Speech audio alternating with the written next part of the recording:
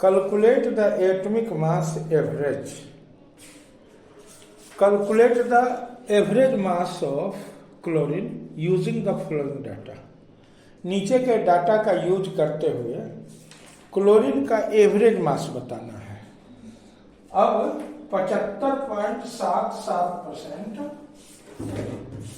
Chlorine 35 है, इसका मतलब 35 AMU भार वाला 75% है और 37 AMU भार वाला 24% है।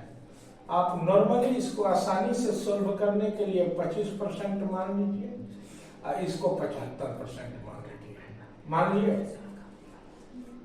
अब इसका मतलब है कि क्लोरीन का अगर आप 100 एटम ले रहे हैं तो उसमें से 75 एटम इसका है और 25 एटम इसका है।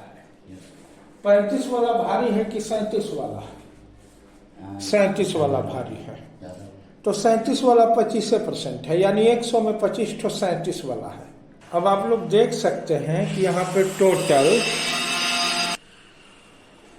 35 ठो 75 ठो छोटा वाला है और 25 ठो बड़ा वाला है। क्लियर है? देखिएगा तो अब सोचिए जरा कि 25 ठो 1 2 3 4 5 6 7 8 9 10 11 12 13 14 15 16 17 18 19 20 21 22 23 24 25 ठो है। समझ गए ना जी? अब इसका मतलब क्या हुआ? सारे को मिला दीजिए, 25 ठो इसको 75 ठो इसको मिला करके कूट सबको बराबर बराबर बांट दीजिए। तो 35 भाग वाला कितना है? 75 ठो है, तो 75 गुना 35 प्लस 25 गुना 37, टोटल का वजन आ गया। और टोटल एटम 100 ठो था कि नहीं? 1 2 3 4 5 6 ऐसे 100 ठो था, 100 से भागा दे दीजिए।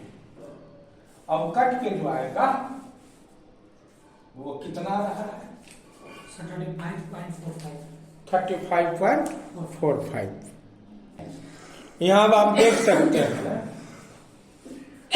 75 गुना 35 किए तो 2625, 25 into 37 किए तो 925 और बट्टा 100 कर दिया। 100 क्यों किया? क्योंकि मान लीजिए 75% का मतलब हुआ 75 एटम, 35 वाला 25 एटम, 37 वाला, तो टोटल आपके पास 100 एटम का आंकड़ा है। तो 100 एटम में से 75 एटम 35 वाला है, तो 35 भाग वाला 75 एटम को मल्टीप्लाई कर दीजिए।